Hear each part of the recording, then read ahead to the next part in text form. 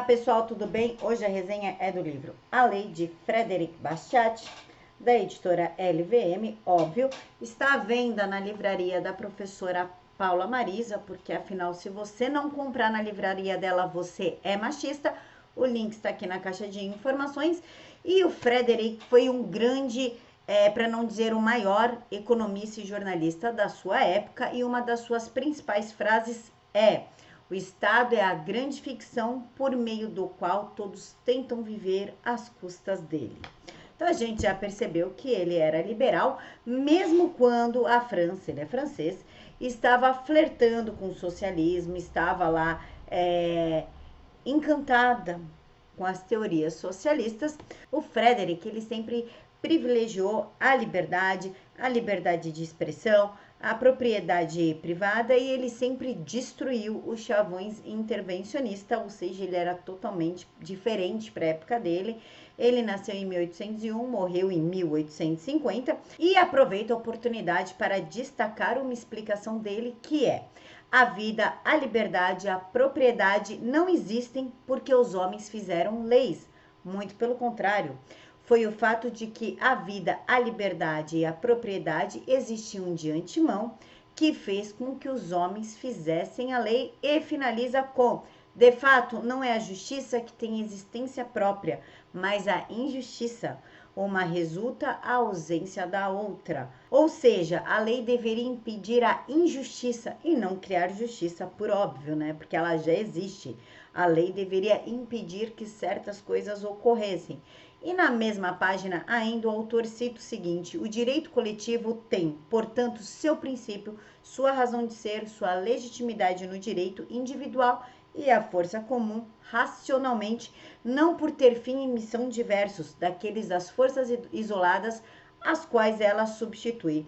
O autor esclarece ainda o uso correto da lei que favorece uma sociedade ordenada e próspera, ou seja, se você faz bom uso da lei, se a lei não invade o direito individual das pessoas, dá sim para criar uma sociedade próspera, uma sociedade correta, moral e ética. Porém, alguns escolhem a expoliação, tornando a expoliação legalizada, fazendo disso um círculo vicioso, causando assim um caos moral. Segundo o autor, quando a lei e a moral estão em contradição, o cidadão se encontra na cruel alternativa de ou perder a noção de moral ou perder o respeito pela lei, que são dois infortúnios tão grandes que é difícil escolher entre um e outro. Ele ainda esclarece que, por trás da expoliação legalizada, surge a falsa filantropia, nada mais nada menos que é o Bolsa Família, por um exemplo, que tira da gente para dar para outros, e afinal não existe almoço grátis, não é mesmo? Sempre é tirado de alguém para dar para uma outra pessoa. Na página 29, o autor esclarece que evitem escutar esse sofista, porque é justamente pela sistematização desses argumentos que será sistematizada a expoliação legalizada, e é isso que acontece. A quimera do momento é enriquecer todas as classes às custas uma das outras, é generalizar a expoliação sobre o pretexto de organizá-la, ou seja, tirar de um para dar para o outro e tirar do outro para dar para o outro, e assim vai. O Estado ganha dinheiro em cima disso, ganha poder em cima disso, e a gente acontece que a gente só se ferra, não é mesmo? A gente está se ferrando há tanto tempo, né? Por isso que precisamos ler, entender e tentar mudar a nossa realidade. A lei, que deveria ser uma organização coletiva do direito individual, a legítima defesa, como explica Bastiat na página 42, que cada um de nós recebeu de maneira certa da natureza de Deus o direito de defender sua pessoa, sua liberdade, sua propriedade, pois esses são os três elementos constitutivos ou conservadores da vida, elementos que se completam entre si e que não podem ser compreendidos um sem o outro. Afinal, o que são nossas faculdades, senão um prolongamento da nossa personalidade, e o que é a propriedade, senão um prolongamento das nossas faculdades, e complementa com: o direito coletivo tem, portanto, seu princípio, sua razão de ser, sua legitimidade no direito individual, e a força comum não pode ser legitimamente aplicada para destruir pessoas, a liberdade, a propriedade dos indivíduos ou das classes. E claro que aqui entra o que nós estamos passando agora sobre o desarmamento. Eu tenho o direito de ter arma para proteger a mim, aos meus filhos, a minha residência, a minha vida, e o Estado brasileiro, assim como fez Hitler lá na Alemanha, desarmou a população. Isso também aconteceu na Venezuela, Cuba, enfim, todos os países com caráter socialista, eles desarmam a população para a população não ter como reagir a um golpe de Estado comunista ou até a desapropriação, coisa que é muito comum, como na Venezuela e na Cuba, né? A China também não tem propriedade privada, embora as pessoas tenham as suas casas de forma individual, elas pagam a cada, se não me engano, 5 anos, o direito de usar esta casa por mais 5 anos. Nós, aqui no Brasil, pagamos IPTU para a manutenção que já cabe a nós, né? Então, é tudo um jeito de expoliação para limitar a sua propriedade privada, o seu direito à defesa e dar para os outros, né? Portanto, a lei é a organização do direito natural à legítima defesa, substituindo forças individuais pela força coletiva para garantir a liberdade, o direito de propriedade e, por fim, reinar a justiça. Na página 54, o autor esclarece que a perversão da lei causa conflitos.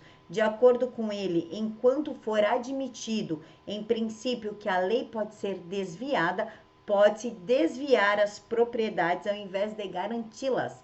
Todos vão querer fazer a lei, seja em benefício próprio, seja para defender-se. Ou seja, se não há claro, se não há uma lei justa, eu posso usá-la como eu bem entender, se eu tiver o poder para isso.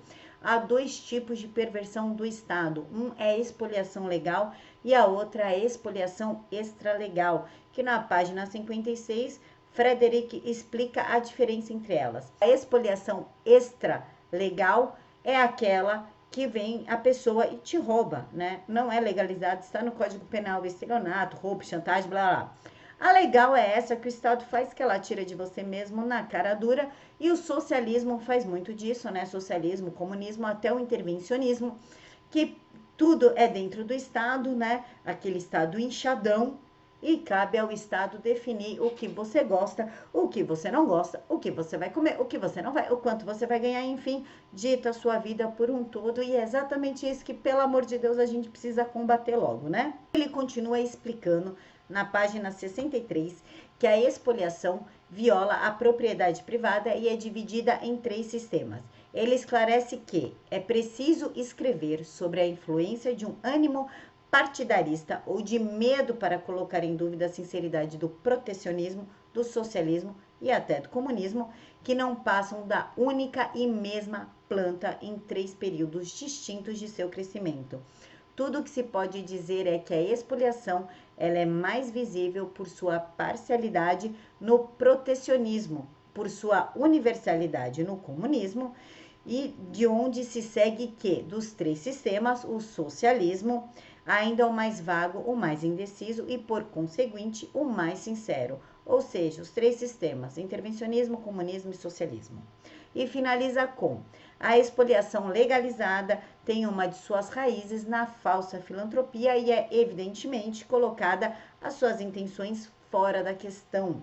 Tendo a consciência de que a lei é a justiça e, portanto, a base para um governo estável, dentro desse círculo é possível conceber um governo simples, inabalável, e Bastiat desafia. Alguém me diga onde poderia vir a ideia de uma revolução, de uma insurreição, de um simples tumulto contra uma força pública limitada a reprimir injustiça? Na página 109, o autor ainda esclarece que, sob esse regime, haveria mais bem-estar, o mais bem-estar seria compartilhado mais igualmente, e quanto aos sofrimentos inseparáveis da humanidade, ninguém cogitaria acusar o governo por causa deles, pois esse seria tão alheio a eles quanto às variações de temperatura, ou seja, deixe a sociedade decidir aquilo que ela quer fazer sem intervenção do Estado, porque se a sociedade se organiza de um jeito X e alguns acabam sofrendo, a culpa não vai ser do governo, vai ser da sociedade que não está se organizando. Agora, se vem o Estado, tira tudo de todo mundo e determina tudo, então com certeza a culpa é do Estado, é de quem está no poder. Continuando. A lei dentro do escopo fraternatário e o entendimento que é dela que decorrem bens e males, que ela é responsável por todos os males que assombram a sociedade, como a desigualdade social, abre-se o espaço para as reclamações e, por fim, as revoluções. E tem certas revoluções que a gente sabe que vai dar errado, né? O livro, ele mostra a forma que o Estado faz uso da lei para subverter a lei. O Bastiat nos mostra que a lei deve proteger a vida do indivíduo, bem como a sua liberdade e a propriedade privada, seu direito à autodefesa, por óbvio.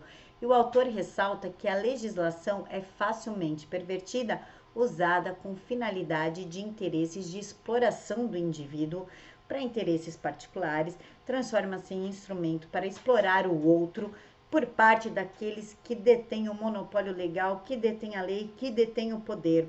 Esse livro, ele é tão perfeitinho, tão completinho, que ele abrange ciências sociais com ênfase em direito e em economia. O Bastiat, ele ainda frisa que cabe ao Estado reconhecer as leis naturais e as leis positivas que devem ser aplicadas segundo os costumes, tradições e vocação de um povo e conforme a época, que é claro, elas são mutáveis de acordo com a vontade popular, conforme a gente vai evoluindo, então cabe único e somente o Estado proteger a nossa liberdade, o direito à propriedade e direito à vida, direito à autodefesa e ponto, nada mais do que isso. E para finalizar, as suas obras foram publicadas na década de 1980 pelo Instituto Liberal e foram reeditadas em 2010 pelo Instituto Mises, que é o IMB, Instituto Mises Brasil. Então é isso, pessoal. Novamente, o livro está à venda na livraria da professora Paula Marisa. E é claro que você, como mulher, nos apoia e vai comprar na livraria da professora Paula Marisa. E se você for homem e não comprar na livraria da Paula Marisa, como ela mesmo diz, você é um machista, tá bom? Beijos no coração de todos. Até a próxima. Na próxima eu vou fazer a resenha do Jogando para Ganhar, do Roberto Mota. Ele fala sobre a teoria e prática da guerra política. Ele é o autor do Ou Ficar a Pátria Livre. Esse livro aqui é fantástico. Ele mostra o jogo de xadrez que é a política e como quebrar certos chavões, certas falácias, né, da esquerda e finalmente conseguir ganhar esse jogo aí de xadrez, esse jogo de poder, que é o jogo da política. Então vale muito a pena ler esse livro também da editora LVM, que é ultimamente a editora que mais está fazendo livros interessantes. Outro que eu tô louca aqui para resenhar, que eu tô na metade dele, é Churchill e a ciência por trás do discurso, como as palavras transformam, como as palavras seduzem, é do Ricardo Sonderman. Também é fantástico esse livro, enfim, tem um monte de livro bom aqui da LVM, então quem quiser entra no site da editora, que eu vou deixar aqui também, e escolha um livro. Quem quiser dar aí dica de livro, Camila, resenha, não sei o que, resenha, deixa aí pra mim nos comentários, tá bom? Beijos no coração de todos, fiquem todos com Deus e até a próxima.